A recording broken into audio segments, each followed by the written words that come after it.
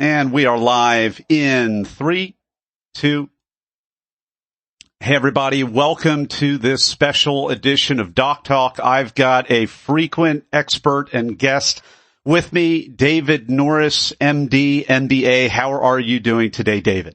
I'm doing well, Nathan. Thank you for having me on. I appreciate it. It's good to be back. It's always good to have you. And we're going to talk about some really important things today because, as you know, as many people know here where I live in the Philadelphia area, we just had the sudden notice of a hospital closure of a major hospital, Hahnemann Hospital, and all of those residents, 500 residents, as well as the staff and the faculty and, you know, all the nurses and all the janitorial staff, everybody from the top to the bottom, all the way in between, are being let go as this hospital closes on, I believe, September the 1st. And it just really hurts my heart as somebody who's grown up with medicine, literally, that we've gotten to a time and place in this country 45 years after I started observing all of this stuff. We're at the point now where there really isn't the security that there used to be,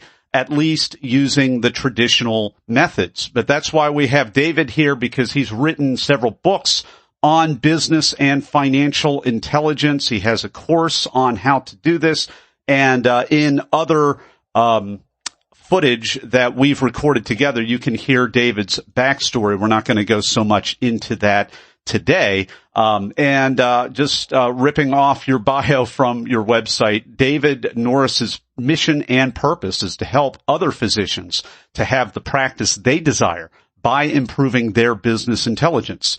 David helps physicians strengthen their leadership, negotiations, process improvement skills, and financial intelligence. His first book, The Financially Intelligent Physician, What They Didn't Teach You in Medical School, is an excellent resource for any physician looking to grow their business knowledge. You can visit his blog at davidnorrismdmba.com and his online school. David Norris, welcome back.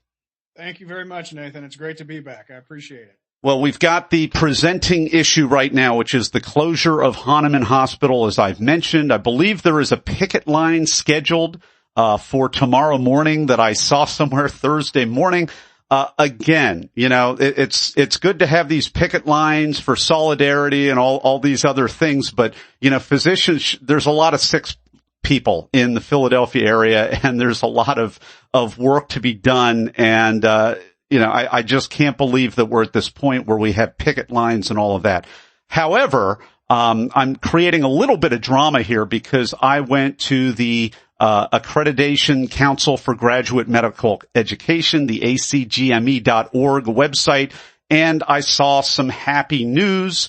Basically, to summarize this entire post, it has been absorbed by Tower Health, which is out of the next smaller city, Reading, Pennsylvania, about an hour and a half to the west of Philadelphia. And so to cut out all of that drama, it looks like there may be a little bit of relocation. There's certainly a lot of added stress and whatnot, but it looks like most of the issue has been mitigated at this point from a major standpoint. So, David, I had sent you, I think, that link earlier today. Don't know that you had a chance to read it, but what's your read on the situation at this point?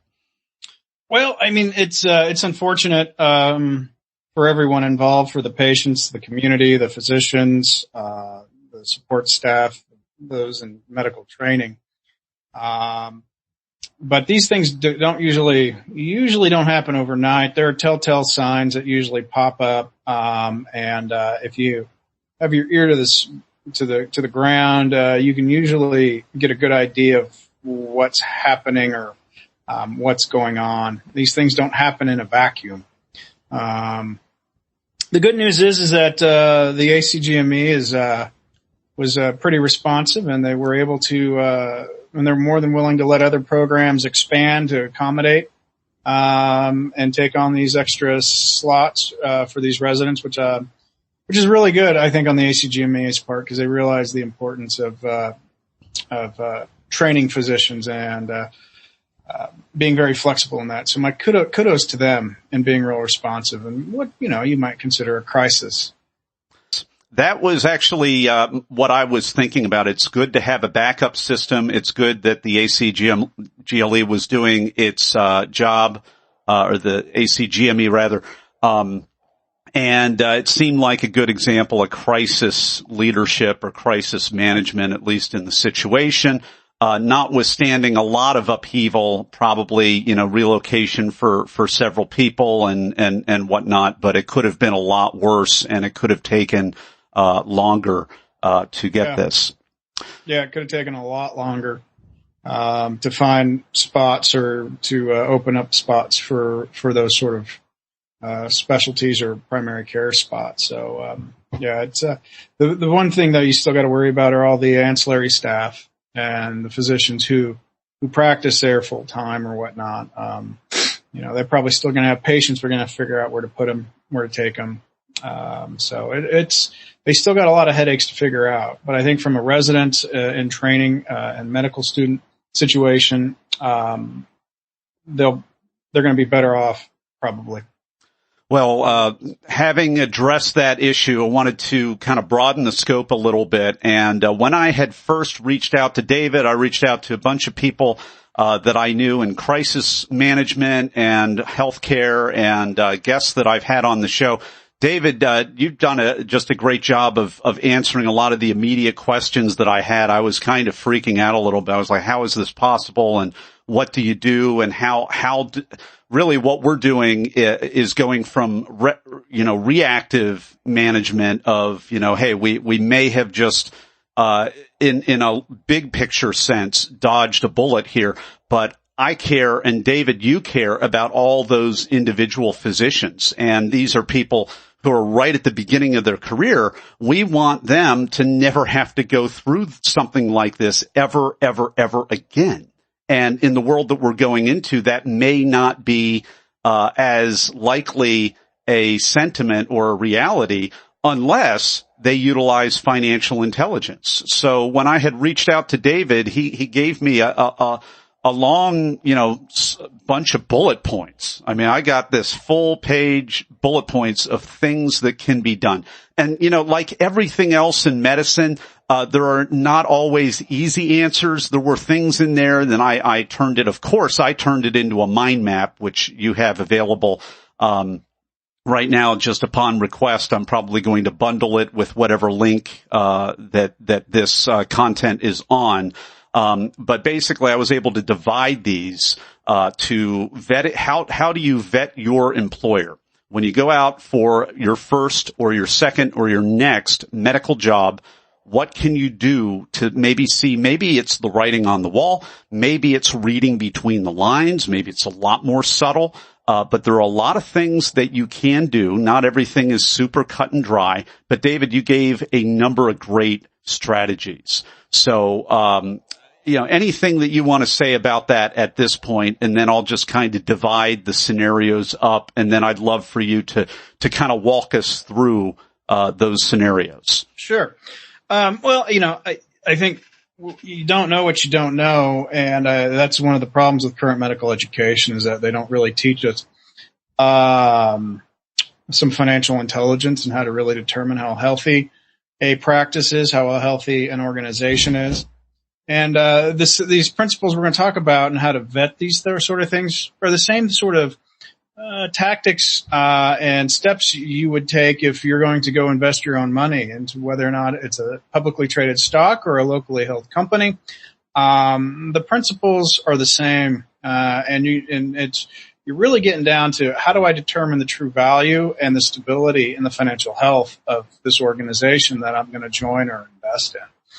And where you get the information differs based upon what you're getting into, but overall, the principles are going to be the same.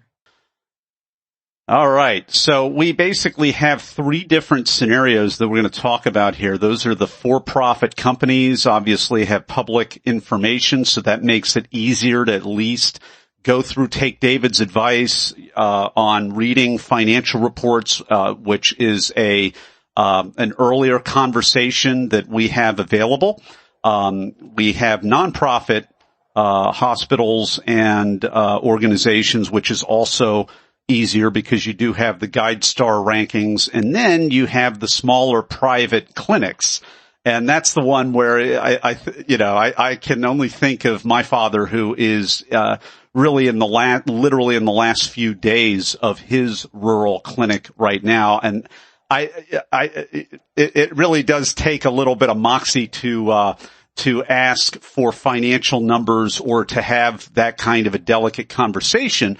But as you mentioned, David, it's all about negotiation. It's all about leverage. And you've made some sample role play sentences and lines that could make that a little bit easier. So I thought what we would do would be to talk about these things in order of at least public transparency. And so this is what we've got, and we're just zooming right into David's notes right here. So I'll just turn this over to you, and then I'll interrupt rudely if there's anything that I want a little bit more clarification, or I'll try to hear the questions that are surely being asked as you go through this. Yeah. So basically, if you're working, there are three types of organizations I think you may go work for. One's going to be the small privately held company. One's going to be a nonprofit organization, and another would be a publicly traded organization. Some of the, HCA would be an example of that as a publicly traded hospital. And they don't necessarily always employ physicians directly. They have subsidiaries that do that, but the information that you can get on a publicly traded company can be quite powerful. They always have to file with the IRS quarterly and annually, and you can always get the 10Ks and 8Ks from the IRS directly. And usually if you go to a website, you might be able to find that sort of information under the investor section of the website as well. It's going to be the similar information. The IRS forms you can actually get, you can get a good idea of what they're saying, and you want to read the comments or the notes contained within those as well. Oftentimes they'll put little nuggets in there as to what they see the market changing or how they plan to tackle the market or new initiatives they're going to have. So you can go to any number of sources. You can go directly to the IRS, Yahoo Finance, Google, Microsoft. Any of those sort of organizations will have. They're going to get all that information from the feds, but they'll present it in different ways. Some will go ahead and create. They'll take the balance sheet and income statement, and you can also get the cash flow statement. But really what you want to begin to look at is what is the financial health or stability of this organization? What's their cash position like? And these are the questions that you're going to ask no matter what you go to, is what's the cash position like of this organization? Do they have enough cash on hand to make payroll? Are they well capitalized in terms of are they using the capital they have? Are they investing it wisely? Or where is the capital coming from? Is capital coming from equity that they're selling to investors, or is it from debt that they're taking on and then they're borrowing that money? You can find a lot of that information out, but just by looking at the income statement, the balance sheet, there are a couple of different ratios you can look at. There are some debt ratios and financial solvency ratios like working capital and whatnot. I'm not going to go into how you calculate those. That's easy. They can get it in my book. They can get it on a course, or they can go to any website on financial intelligence and get that. But really what you want to do is you want to determine, for me, I would say the first one is, what is the financial health? What's the cash position? And how has that been changing over time? You don't want to just a snapshot. You're going to want to compare them and see how these things are trending for the last few years.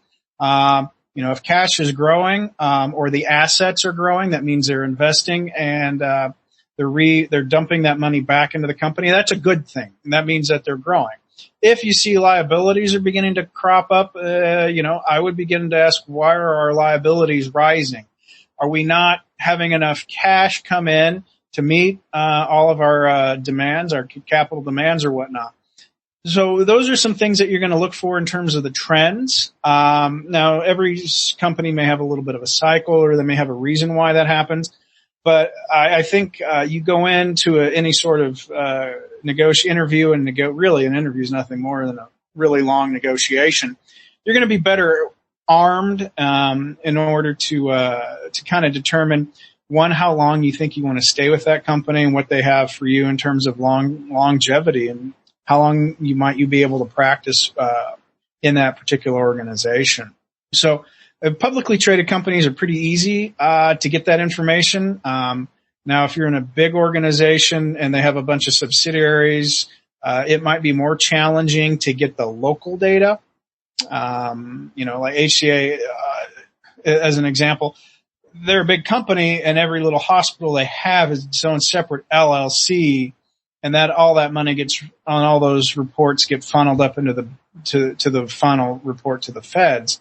Some of those are harder to get a hold of. Some of them you may never get a hold of. But if you look at the overall global picture, you should be able to understand where the corporation is wanting to take the company, what their direction is, and what their mindset or their plans are. And that'll give you a good idea of whether or not that's a good fit for you in terms of values, and where they're wanting to go. So yeah, take time to really study those publicly traded reports if you're going to go work for a company like that. And that'll really, I think, give you some good solid insight. And then when you begin to interview and you get answers that don't necessarily jive with the impression you had from your initial survey, then ask questions and dig deeper and get that information. You'll be surprised what they'll tell you if you come prepared. Yeah, just ask. Yeah.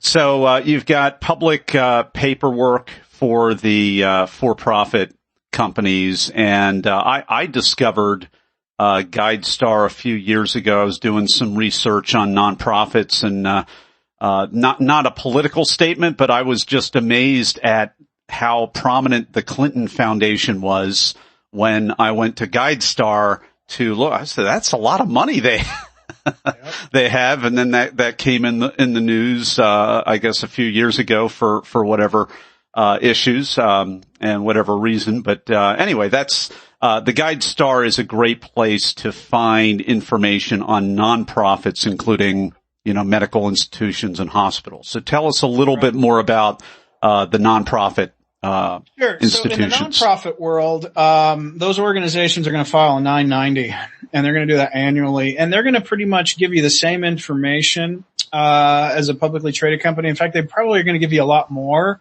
than you would find with a publicly traded company. They're going to give you the income statements and balance sheets, and you should be able to pull. It's a problem with GuideStar. Sometimes you can get sequential serials information. Sometimes you may be missing a year. It's not as easy to get it as a publicly traded company because they're not held to the same standard. But you will get a plethora of information. They're going to give you the same outlook and why we're investing our capital this way or that way. The only difference are going to be some things that show up in the balance sheet. There's going to be net assets, rather than real equity or capital. They're going to call them net assets, but really it's just equity. They're still going to have assets that they're using. They're still going to have liabilities. They're still going to have an income statement. The other interesting thing you can find is for key players in that nonprofit, they have to report what they pay those people. Okay, so the board of directors and the chief of medicine, yes, and all of the bigwigs. You're going to know what a lot of the bigwigs make, and that's going to give you some powerful reference points as to your negotiation. And so if you know that the CEO or the CMO is pulling down a couple $100,000 and they're non-clinical, and you're in the trenches and you're answering pages, working 60, 80 hours a week, I think that gives you some pretty good information as you go negotiate that salary. So you can get that information from some of these reports.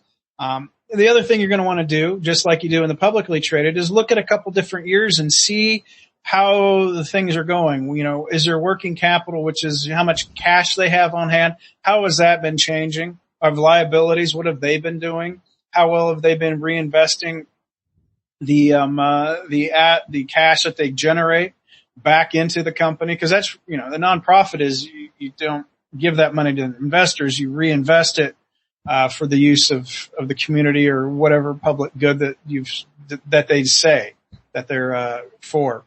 And then you might have to figure out how to create a cash flow statement to see where the cash is really flowing, coming to and going from. You know, with a publicly traded company, some of those sites will create that for you. With a nonprofit, you're going to have to create that yourself. You know, again, you know, I have some resources to help you with that. And there are plenty of resources out there that can help you quickly create a cash flow statement. But you'll be able to see where the cash is coming to and from. You know, how much cash are they getting from donations and charitable contributions versus the core function of that nonprofit, which is healthcare. How much is coming in from that? And then where's that money going? And you'll be able to get a good idea of where the money's really coming from. And that's real important, particularly in a nonprofit, because it's easier to have money, I think, leak in a nonprofit because you don't have investors necessarily expecting a return on their investment. Mm-hmm. So if you created your own cash flow statement, you might be able to determine, I see, you know, you got money coming in, but you're also borrowing a lot of money. And it's reflected on not only cash flow statement, the balance sheet. So what's going on? Are you guys borrowing the money because you're expanding and you don't have enough equity or net assets or, you know, donations to do that? What's going on? And I think that will, give you a lot of information and power when you walk into that negotiation. Or if they say, listen, we're building a brand new department and we got all, you know, this is what we're going to throw at it. We're building new cath labs. We're building new ER. Well, that takes capital. Where's that capital coming from? And if they're promising you that, and then we're building this for you to come, look at the balance sheet, right? Look at those income statements and say, I don't really see where the capital's coming from. Can you explain to me how we're going to pay for this? Because I don't want to come if you're making me empty promises and I get there and I've signed this contract, I got a non-compete, and all of a sudden, boom, I'm stuck here and you're not fulfilling your promises. That does happen. Well, well, I've been privy to those conversations. As a medical spouse. So, you come in and, you know, the restaurant is wonderful and the food is great. And I'm not always used to that. And, it's easy to get a little distracted with that. And then the promise is made, we're going to build this whole department or we're going to do this or that. And it's a great intention. It's a great intention, but is it really a plan? And, right. I think that's a great way. Just having a little bit of David's financial intelligence can make a big difference between you just kind of swallowing the whole thing hook, line, and sinker. And then 5 years later, you're just doing the same job and maybe even getting, kind of passed over in some ways, or really, having not just the assurance, but them knowing that your way around a balance book and a balance sheet and can really, have that kind of financial intelligence and, astuteness to determine what's going to happen or not happen and have a little bit of a pushback in a good way. Yeah. I mean, if I were an executive recruiter, physician recruiter, and I'm giving you we're going to build this whole new clinic for you. It's going to be awesome. We're going to have we're going to have the fanciest, newest robot. And you look at the balance sheet and you say, okay, where's your capital coming from for this? I don't see a lot. I mean, if that's the case, and you begin to question that, well, they're gonna, I don't know. I mean, it'll put them on notice. And they may know that they probably either will need to really figure out how to pay for it, get it paid for, or they may just say, maybe this guy isn't it, and maybe you avoid a headache. So, yeah, but you can gain a lot of information from those reports for the nonprofits that way. So I have one thing. You go on. I'll hold my question, and then we'll cover the last piece. Sure. And don't be afraid to ask, the leadership, where do you really want to take this company? I mean, it really is a company. It just is the way it's structured for tax reasons. It doesn't operate necessarily as that, but it's still a company. It still has a core function, right? It has a mission and purpose, what it is, it does, and why it does it. And if they can't really necessarily articulate that to your satisfaction, or what they're saying doesn't necessarily jive with what your personal mission and purpose is, it may be time to look elsewhere. But those are important questions, and you can get some of that from those reports, and then you can confirm those sort of vision of the future sort of things during those interview processes. David, something that you said earlier, it sounded to me like it seemed a little counterintuitive to me at first. The for-profit companies, because there are investors, because there's more pressure, because of the different expectation of a for-profit corporation, they're going to tend to have less drift financially. There's going to be more meticulous oversight, control. For a nonprofit, because of the expectations of it not being, nonprofit is not supposed to be a business strategy, but sometimes they're less profitable than the for-profit. And because of that, from what you said, or what I thought you said, there can be a little bit more leeway and things might not be paid as close attention to. Did I hear that correctly? And I think there's a chance and the opportunity to have more drift in a nonprofit, just because you don't have the SEC and you don't have investors that can go to the feds and say, hey, I gave these guys money in exchange for equity. I own part of this company and they're mismanaging it. Whereas a nonprofit, they're usually viewed as something that serves a public good, or they of some kind, and they're given more leeway. They don't have necessarily that investor oversight. If you're taking care of indigent care as part of your nonprofit, you don't have a bunch of indigent care folks looking at your report saying, "Where's my care?" They're grateful to get the care, but if I invest in a company, I want to make certain I get my money. And that investment's working. So I think those are the two differences. More often than not, nonprofits, although they do a good job, I mean, they don't necessarily have that financial oversight by the SEC. Well, this is interesting because it says to me, this is how capitalism is supposed to really work. There's supposed to be checks and balances and there should be accountability. So that sounds like what you were just talking about. Yep. So, our final, department here, our final category is the solo practice or the smaller practice, the private practice. And, private practice finances is, almost none of our business, but it really is because in these uncertain times, there's a mentor of mine that says, whatever your dream is, you're trading your life for that dream. So, choose carefully. And, I was just, actually taking my cell phone little 10-second story. My mom gave me vintage retro photos from the late 70s and my earliest childhood memories of when we ripped up the backyard to put in the parking lot for my dad's office. And we had this giant, heavy construction equipment and all this stuff and all, the whole 70s Kodak picture look. And so all that stuff is very rich in my mind. And, my father had his first staff and they're all lined up. And I'm like, wow, that's a big staff. And all of these things are coming to mind right now. And that's a private clinic, or at least that's the way it used to be. It may be a partnership clinic now, but that is private, information. And, it's likely you might be interviewed by the founder of the clinic who may be more than personally invested, who may have a very strong personality.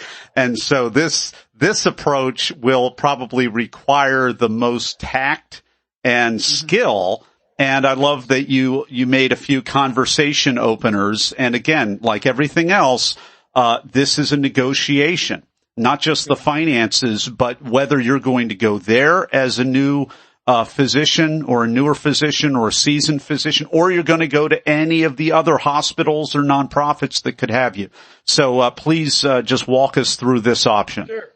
Yeah. So with the privately held organizations, those are going to be the hardest, because if I and a couple other guys, like my practice, we're privately held. That information is confidential. We don't share it, and we don't have to share it if we don't want to share it. We don't have to report it to anybody except for the IRS, and you can't get it from the IRS. So it can be really challenging for you to kind of get a good idea of what the financial health or the financial picture of that private organization is. They may or may not let you see their financials. And you really have no way of knowing if they do show you, if they're valid and accurate. You're really going to have to do some investigation and more detective work, to really determine whether or not what they're telling you is viable and is true. One of the best ways to do it is kind of get the word on the street, if you will. When you get signed up or you're interviewing with a clinic or a practice, you're going to have a good idea of how successful that practice is based upon word on the street, referral patterns, things like that. You can get an idea when you begin to do those initial things is how many new patients are you bringing into the clinic? What's the opportunity for me to grow my own practice if I join? Why are you looking to expand? Am I coming on as an employee, or is there any opportunity for partnership or profit sharing? So you'll be able to ask some of those questions. And then when you go interview or you go look at that, I would ask some of the nurses, and other ancillary staff, how happy are you working here? Do you think the pay is fair? Are you happy with your benefits? Ask them if you have other employed physicians. They may or may not tell you, but you won't know if you don't ask. How happy are you with your pay? Are you getting bonuses? Are you getting regularly raises or bonuses? How's that determined? And if you are, have they changed in the past? Are they going up? Or are they going down? Are they cutting benefits? Are they cutting back on staff? Are they trying to cut costs? That'll give you an idea as to what kind of financial decisions or impact they're having in the company. And so it's not a direct way to figure out how healthy the practice is, but it's an indirect. Mm-hmm. And if everybody's routinely gotten a raise or a bonus of some kind and that hasn't changed for the past few years and volume in the clinic is the same, the payer mix hasn't really changed, then I think it's safe to assume that should continue. And I think it's perfectly reasonable to ask, what is your payer mix? Where are your patients coming from? How many new patients are coming in? How many patients are we losing? Those are reasonable questions, and if you're trying to join a practice and really you're going to help them build their practice, you'd want to know what you're up against. So those sort of things, and when you go and actually look at the clinic or the building, it's like when we used to rent my brother and I used to have rental houses. We'd look to see how well people kept their cars, because that was a surrogate as to how well they'd keep our property. Mm-hmm. Okay. How well do they maintain their assets? You look across when you walk in and you're looking at the equipment, or you're looking at the one of the biggest ones would be, the waiting area and, when they first come in. How well maintained is that? I'll give them some slack on, the parking lot and what, those can go bad pretty fast. But once you get inside the physical structure, how well maintained is that? Is it clean? Does it appear and smell and feel clean? The equipment that they're using, how old is it? Is it up to date? Now there's one thing about if something's still working, stick with it. But if it's obsolete, or you can tell it's been neglected, that could tell you that if they have deferred maintenance of some kind on assets or the building, that, those bills eventually do come due. and where are they going to get the money? If they haven't been budgeting for that, they might take it out of you. So that's another way for you to kind of get an idea of how well things are going. If they've had rapid expansion, I don't think it's wrong to ask how that was financed.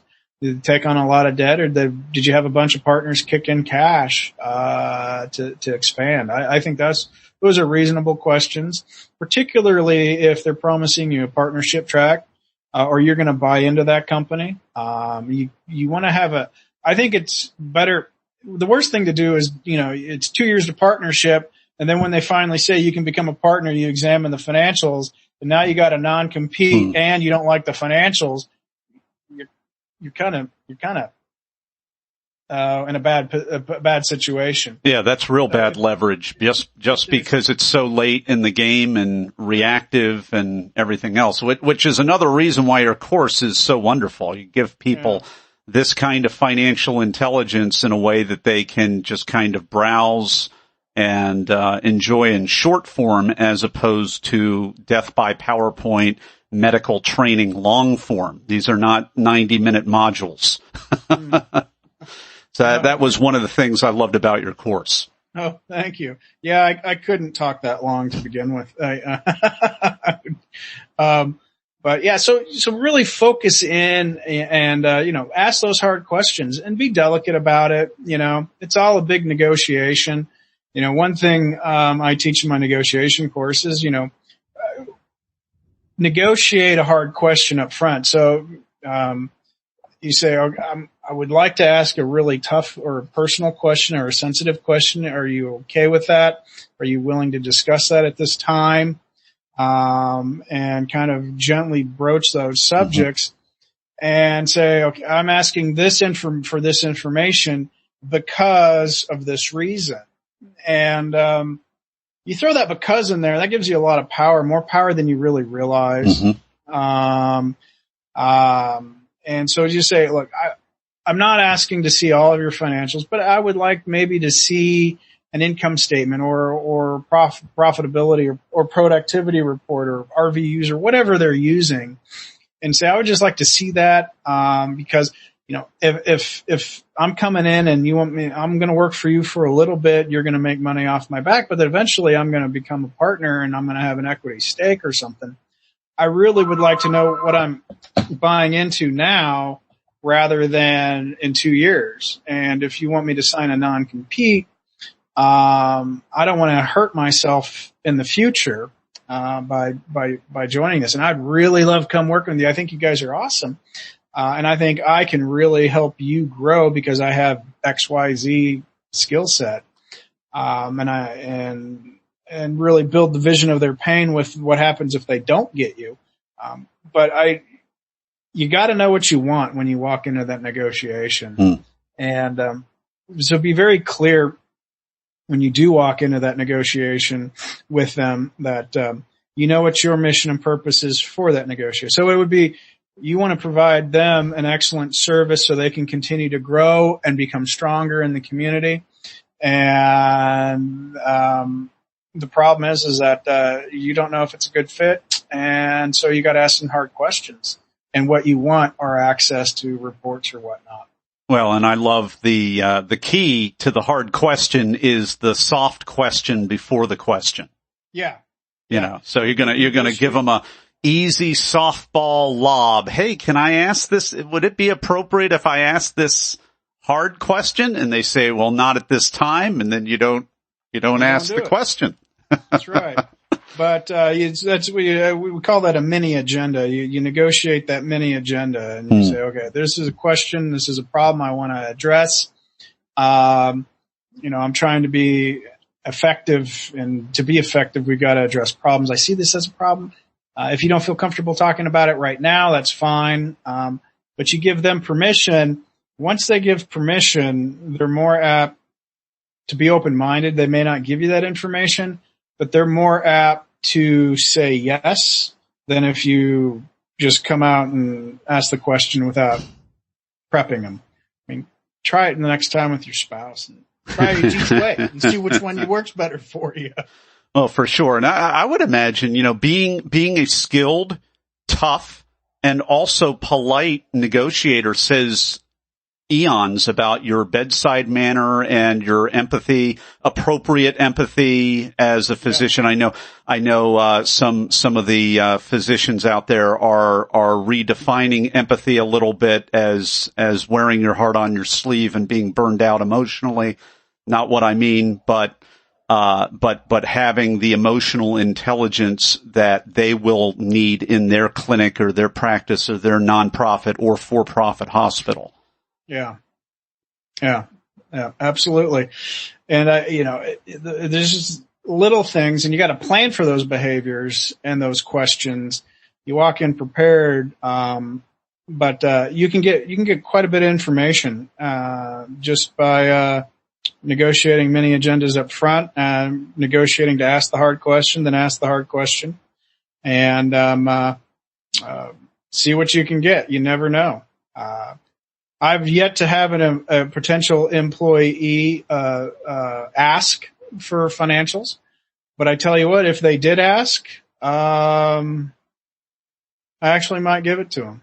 I might redact some things, but if I truly want them to join, and I think they're an excellent candidate and they're going to add value to my practice short term, and I think they'll be a great partner, I'm going to be much more apt to share them that personal financial information with the company to get them hired. They're going to have to sign a non-disclosure agreement, and there'll be penalties if they don't, or if I find out they do that disclose that confidential information. But if I'm really confident that we're a good fit, I might show some of them. And I don't think it's unreasonable, because if they're really good guys and they really want to build a practice, they're going to be honest and upfront to begin with. Now, if they're doing smoke and mirrors, you'll be able to tell. You'll be able to tell pretty quickly in that negotiation.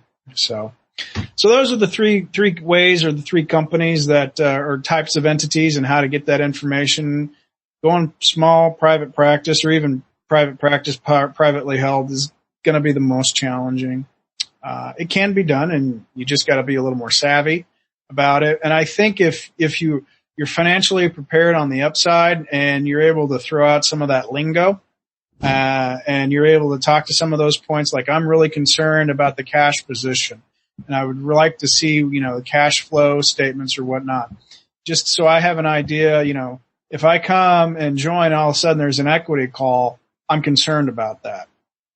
I think that they'll realize that you're a little more savvy than the average physician, and they'll make you more attractive. Well, we've been enjoying this conversation. This is a super in-depth, super relevant discussion in light of what's going on, hospitals closing and uncertainty, and politicians virtue signaling all over the place about human rights and healthcare. Where we're coming from is we believe that physicians are the ones, at least I believe, are the ones that really care about healthcare as a human right, because you borrowed everything to go into medical school, to stay in medical school, complete it, and now what do you have but a very much different landscape than ever before in medicine. You can't take the stability for granted anymore. So I want to thank David Norris MD MBA.com, which is where you can find him, for coming on speaking about these topics. And you can check out his online school at learn.davidnorrismdmba.com. You can also go to his Amazon author page. He's got some great reviews for some of his books that he has. And I'm going to turn it back over to David, as I always do, for the final word of advice. I would say my final word is educate yourself. Spend time learning how to become a financially intelligent physician. Spend some time investing in yourself, learning and teaching yourself learning how to read income statements, balance sheets, and determine financial health of the practice. That's only one component of business intelligence in having a thriving practice.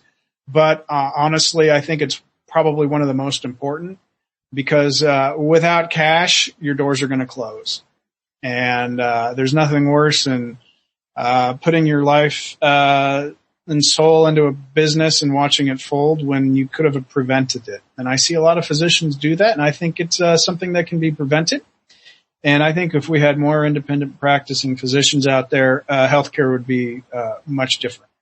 And those in leadership of driving change in healthcare, we would see different trends, and I think they would be far more favorable to the patients that we serve.